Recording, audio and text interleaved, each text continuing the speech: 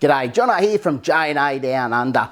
Today we've got an absolute cracker for you. What we're going to talk to you today about is how to improve the phone service while you're away on the tracks or away camping. I know it can get very frustrating sometimes when you try and upload your photos or maybe a quick video to, Facebook or whatever it might be, and it's just taken forever to do it. All the kids are there wanting to talk to their mates. And again, it's just so slow. Well, there's no internet there at all. It can be quite frustrating. So today we're going to look at a number of ways that we can help improve that signal, some that actually cost absolutely nothing, and some more options that'll actually have to be digging into your pockets for. But we'll have a look at them to see what's worthwhile, and you can choose an option that suits you best, because not one option may suit everybody's requirements.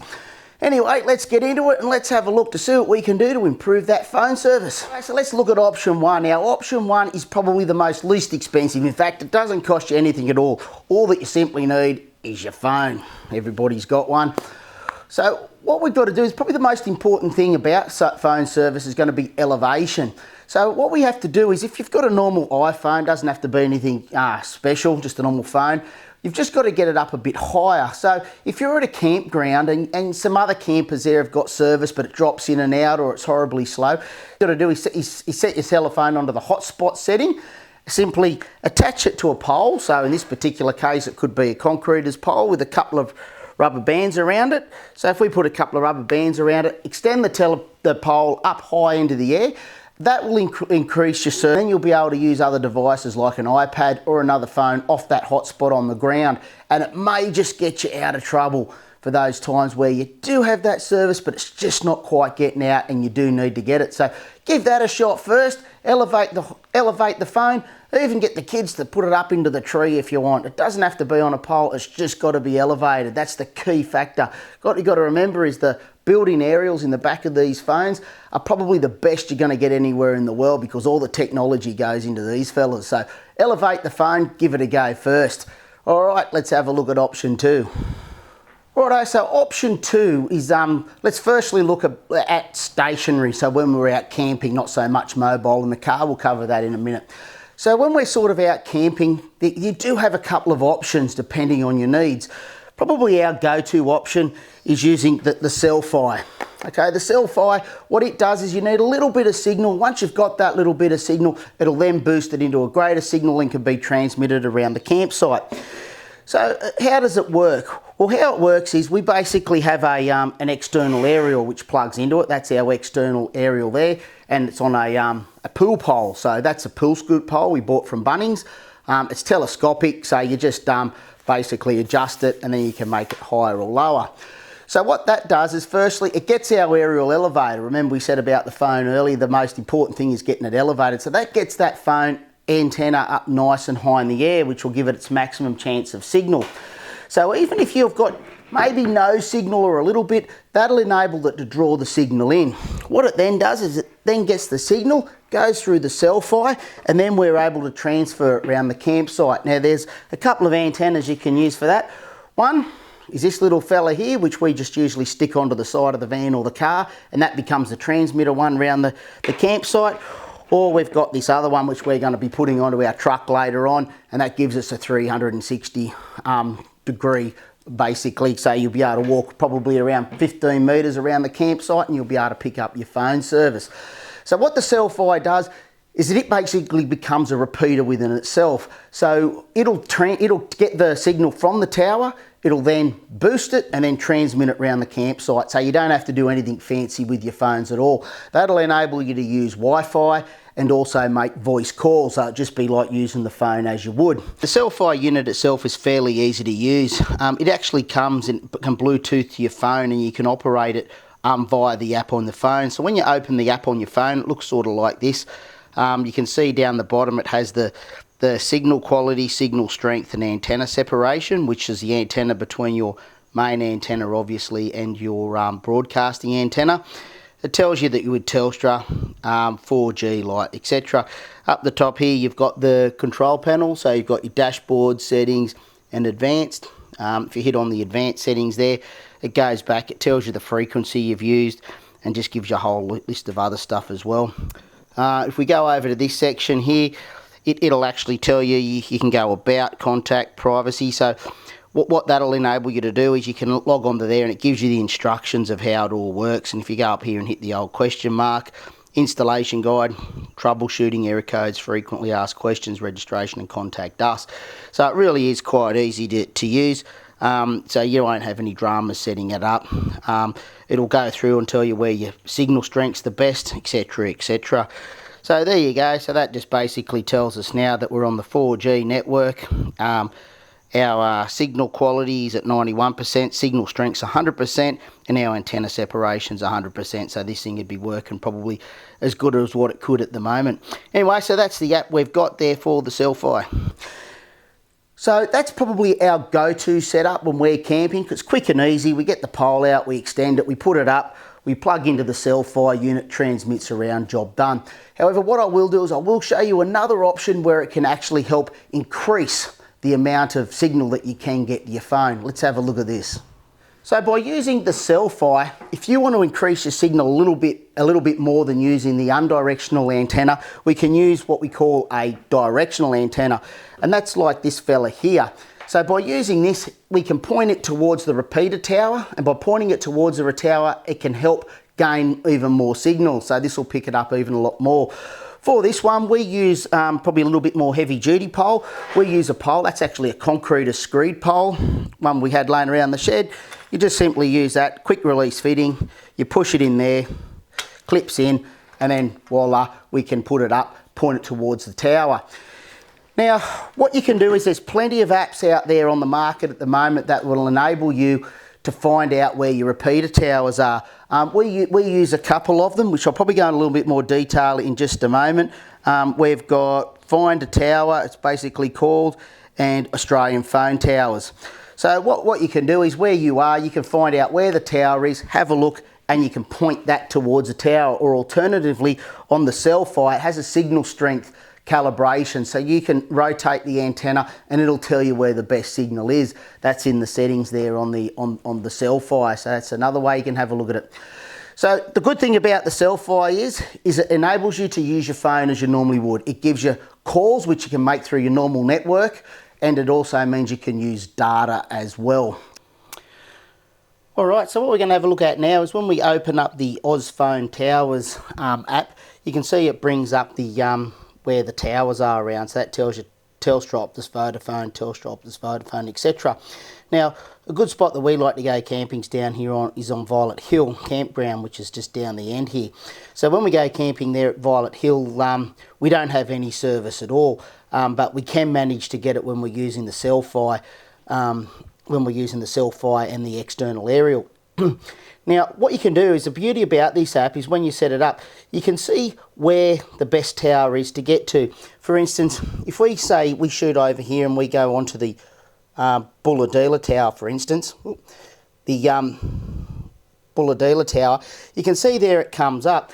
Now, you can see how it just comes out in points like that. And it's not an even spread like it is over that side. That's because from Bulahdelah there's mountains there, and the mountains stop the signal from getting through to our campground just down here. So you can see by using the Bulahdelah Tower, it's probably not going to be our best bet while camping at Violet Hill. So what we'll do, we'll try another one. Let's have a look over here. This is over near Nerang. There you go. So it comes up like that. It tells you the tower, it tells you what it's got, 4G, 3G and 3G, and it tells you the MIMOs, which we'll go into a little bit later on. So then we click on the side of it, and then you can see where that tower boosts to. Now again, you can see that the tower comes out here. Now when we're camped just over here, you can see that again, the tower doesn't quite reach where we are. So this one, we come over to this one, we'll have a bit of a look. We can see there you've got a 4G and a 3G tower. It tells you what the MIMOs are. And then we can have a look. Again, doesn't quite get us to us here at the Violet Hill Campground. But what we do is when we set our antenna up, we can angle it towards these towers and we can find out which one will actually give us the best service. When we're camping at Violet Hill, we can actually pick up off this tower here. Now if I zoom in on there, not sure if you can see it, but you can see the contour lines there, so that you can see that there is a mountain there and you can see they can't get past. But when we're at the Violet Hill Campground, there's nothing really there. So we point the aerial to this direction, we can pick up this and we can get our internet. It's not grand, but it does allow us to get the Netflix. Well, that's just a bit of a basic overrun, at any rate, on how the app works. It just sort of shows you where the towers are, how close they get to you, and in which direction you actually have to point the antenna. But as you can see, according to all these maps, there's no service there at Violet Hill, but we can get it using the Cel-Fi, and we can also get it using the Nighthawk modem as well.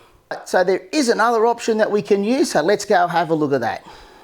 Alright, so when we're out and about and we're in those really hard spots where phone service just doesn't seem to be there at all, what we use is what we just previously looked at. We looked at the directional aerial set up on a pole about 6 metres high in the air through our Cel-Fi unit. Now, that works fantastic, but sometimes if you're in a 3G area, the internet can be really slow and painful. You still have internet, voice calls are not a problem, but internet can be slow. To help speed up the internet, if you have one of these fellas, it's the Netgear wireless modem. If you have one of these, it works an absolute treat. For whatever reason, I don't know, but it actually uses the Cel-Fi, it gets the signal from that, and for whatever reason, once we get the data going through this fella, we can use Netflix and all that sort of stuff with no problems at all. It just speeds it up that little bit more. So that is an option there for you. So I know what you're thinking. You're thinking, all right, you've got the Netgear.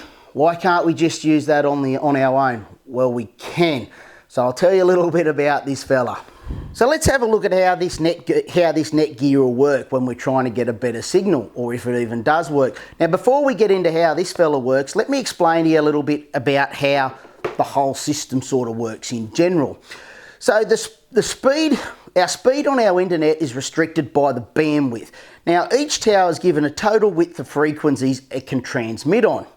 Okay, so each person that connects to a tower is allocated a small channel of a small width. It means that if enough people log onto the tower, it can become congested. Now, when a tower becomes congested, I'm sure we've already experienced it, we're at the footy or something like that, and the phone slows down. It takes us forever to get it out. It's not because you got poor signal, it's because so many people are on there, it's congested the tower. So that slows our signal down. The second one is the air quality. So basically the quality of the signal. Now, we really can't do a whole lot about that at all.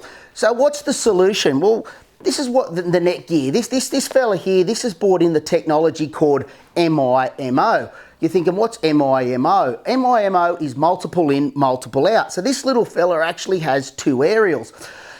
So because we can't improve the air transmission, they probably thought, why not increase the number of antennas that we've got on our modem? As the antennas transmit on the same frequency, no extra bandwidth is required.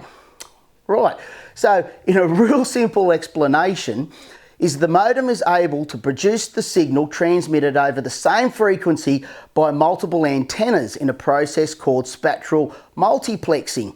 So what that basically means is this fella uses a whole bunch of smart technology to transmit the same signal over 2 aerials that'll help improve our signal and make our internet speed a lot faster.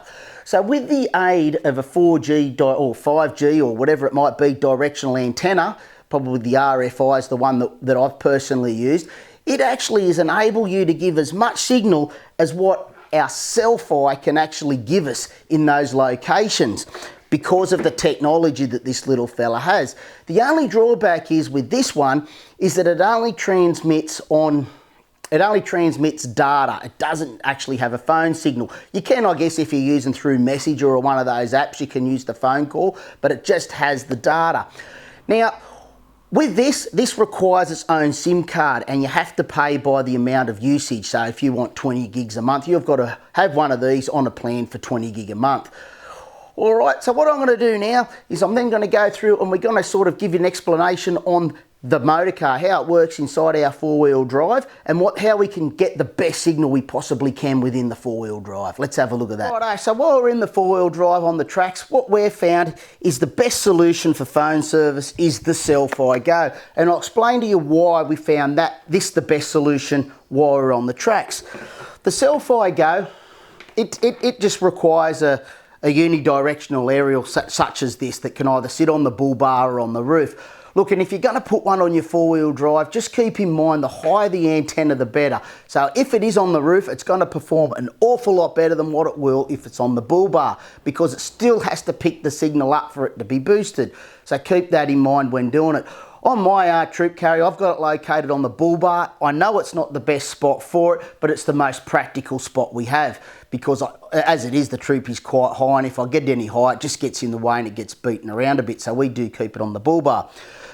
Righto, so with the Cel-Fi, it then has another aerial within the car that then transmits it throughout the car. Now, the reason I opt to go for the Cel-Fi when I'm going mobile is because it picks up both phone and data. So for work, I need to be available on my normal phone number, so I need the phone to ring. And it also enables us to go through the repeater towers, and it usually can carry from one tower to the other. So when you're cruising down the road and it drops in and out, you don't seem to get that with the Cel-Fi. Now, the reason I'm not opting to go for the Netgear while I'm travelling on the road is a simple fact: it requires two aerials or a directional aerial for it to work. So it's not really practical to have on the car. And the second reason is that I can't actually make phone calls off my normal phone number through this fella. So there you have it. That's what I find best for the car. Now, I guess in a summary all up, while I'm actually out camping and you've got the kids and you want to watch Netflix and have access to your social media when you're holidaying, I would probably say the Netgear with a directional RFI aerial is probably the way to go. If you need to make telephone calls, however, off your normal phone number, that won't allow you to do it. So you'll have to then go to using the Cel-Fi system over the Netgear.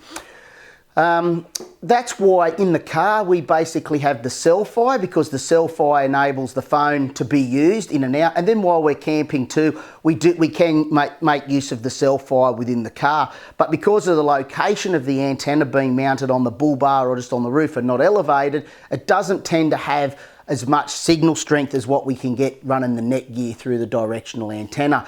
So I guess the key is to improving that service while we're out in the bush or on the tracks, is elevating that antenna or your phone to simply as high as you can possibly go to get that best signal or service, so to speak. So in a nutshell, there isn't one setup or system that's going to suit everybody, but I'm sure hopefully today, out of the review today, you sort of get a bit of an idea of how you can improve and increase your signal while you're out onto the tracks. I've just sort of gone through the things that we use, and hopefully you might be able to adopt them and use them too. Anyway, until next time, guys, it's Jonno Ange from Jonno Down Under. Thank you.